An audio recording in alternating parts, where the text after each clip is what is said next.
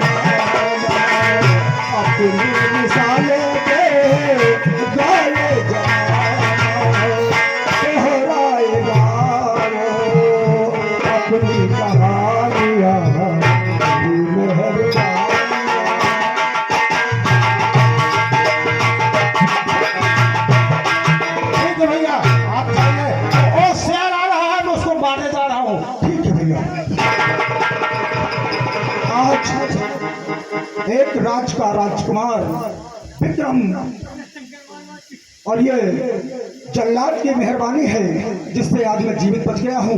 मुझे इस वन की तरफ जाकर के देखना चाहिए, मैं किधर जाऊं तो किधर जाऊं। ठीक है, मैं इस तरफ जाकर के देखता हूँ।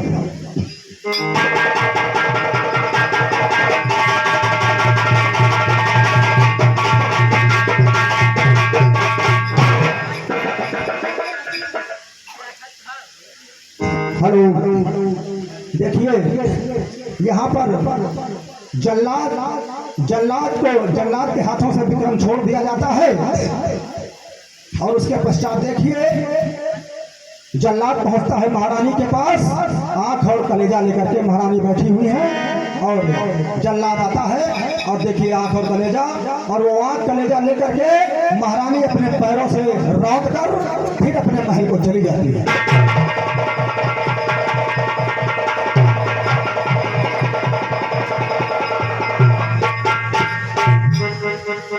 महारानी की जय हो। जय हो। कहे जल्लाद, किस काम के लिए? महारानी जी, हमने तुम्हें भेजा था। ये आंख और कलेजा उसका मैंने निकाल लिया है।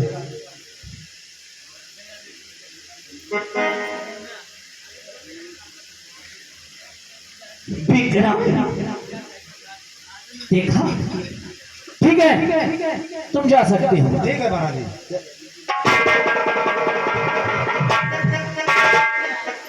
विक्रम, मैंने कहा था कि तुम्हें मैं बर्बाद कर दूंगी।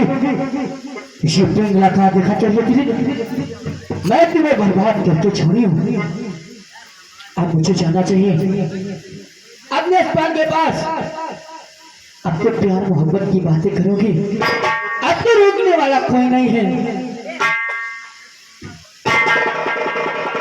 देखिए महारानी चली जाती है और उसके पश्चात महारानी चली जाती है और यहाँ देखिए ये एक वन है और यहाँ पर एक संत बैठकर तपस्या कर रहे हैं। कई वर्षों से तपस्या कर रहे हैं लेकिन उन्हें कोई उसका फल नहीं मिला। वो संत आते हैं और देख लीजिए आपके समक्ष वन में बैठे हुए हैं और तपस्या कर रहे हैं।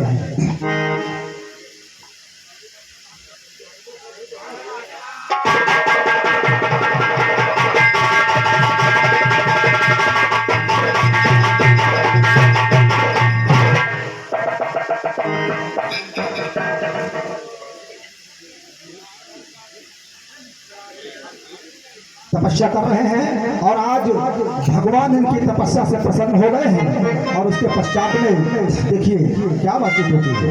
हे वत्स, अपनी आंखें खोलो, अपनी आंखें खोलो वत्स। हे वत्स, तेरी सच्ची भक्ति से मैं हो चुका परिहार हूँ। जो भी मांगोगे भक्त देने को तैयार है।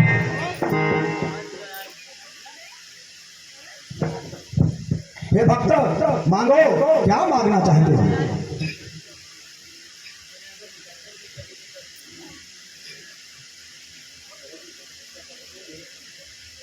मैं बहुत दिन से तपस्या कर रहा हूँ, मुझे तपस्या का फल नहीं मिला है महाराज। ठीक है, तुम्हें तुम्हारी तपस्या का फल नहीं मिला है तो मैं तुम्हें एक अमर फल प्रदान करता हूँ। ये अमर फल जो भी खाएगा वो अमर हो जाएगा, वो अमर होने के साथ साथ वो हमेशा जवान बना रहेगा। ये लो भक्त, ये अमर फल ले जाओ और इसको खा लेना, और इसको खाने के पश्चात तुम हमेशा जवान रहोगे।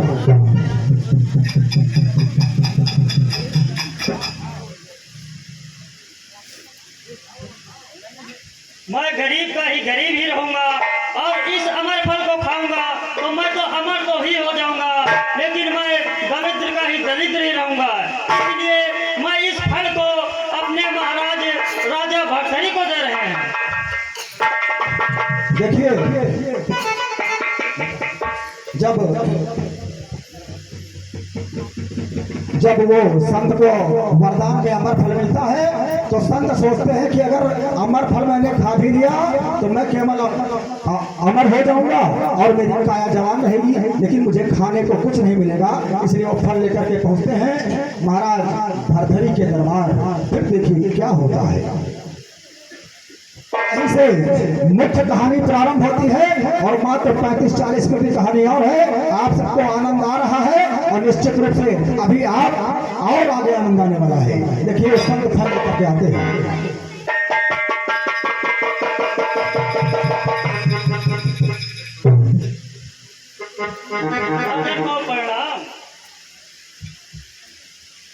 प्रणाम ब्राह्मण देव, कहो कैसे आना हुआ है? हे राजन, मैं आपको कुछ लेने नहीं कुछ देने आया हूँ। क्या देने आए हो ब्राह्मण देव? हे राजन, ये है एक अमर फल। अमर फल? जी महाराज। तो ये अमर फल हम क्या करेंगे?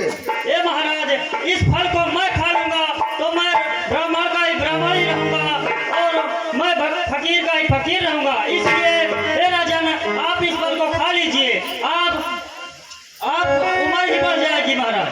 अच्छा, लाओ देखते हैं। क्या इस अमर फल को खा करके हम हमेशा जवान रहेंगे और अमर हो जाएंगे?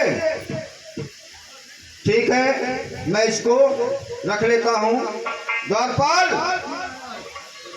इस ब्राह्मण देव को हमारे कोष से इतना धन दे दिया जाए कि इसको कभी किसी के दरवाजे जाने की जरूरत न पड़े।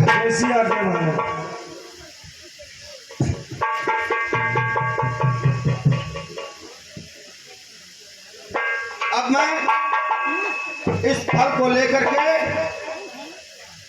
अपनी रानी के पास जा रहा हूं और इस फल को हम दोनों लोग आधा आधा बांट करके खाएंगे तो हम भी जवान रहेंगे, हमारी रानी भी जवान रहेंगी और हम दोनों अमर हो जाएंगे। अब मैं चलता हूँ रंग महल।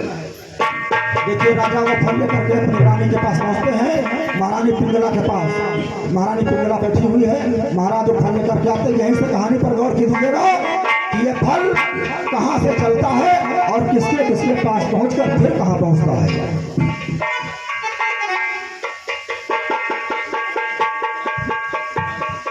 दरबार में महाराज हमारे ऐसे आते हैं और आज तक कोई बात नहीं कहा और महाराज अभी तक कच्छ में नहीं आए।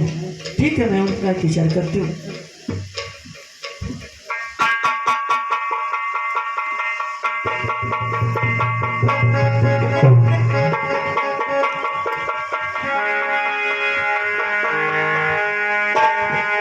महारानी पिंगला, कहिए महाराज।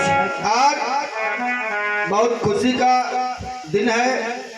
एक हमारे पास ब्राह्मण देव आए थे और उन्होंने जो है हमको ये अमर फल दिया है और इस अमर फल को ले जाओ, इसको आधा तुम खा लो और आधा हम खा लेंगे।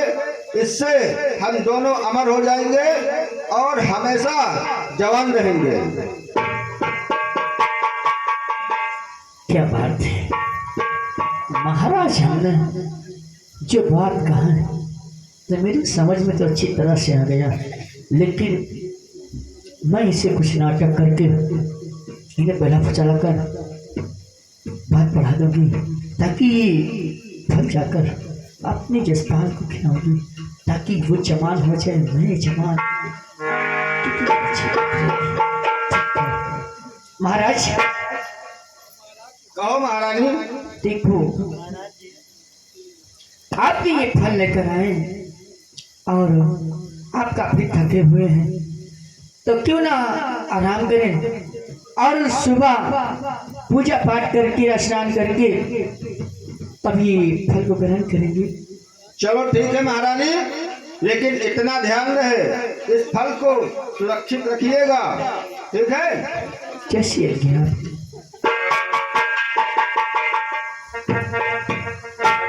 महाराज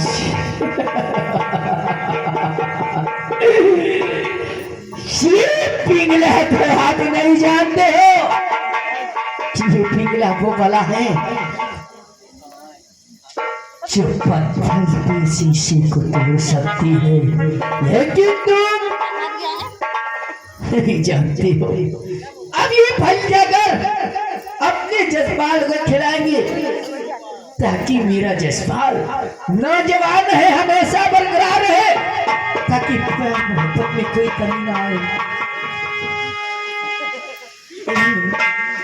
तुम कहाँ हो जसपाल?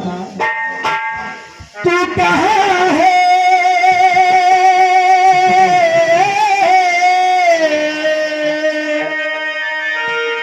तू कहाँ है? मुझे दिन रात के चाहने वाले, तू कहाँ है? मुझे दिन रात के चाहने वाले,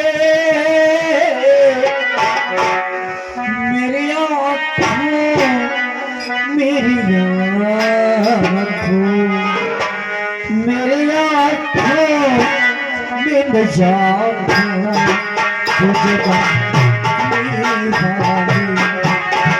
मेरी आँखों में न जाना तुझे तू कहाँ है?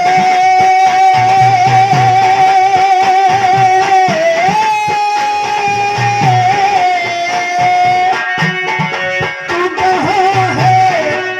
मुझे दिन रात के चाहिए वाले, न जाना तुझे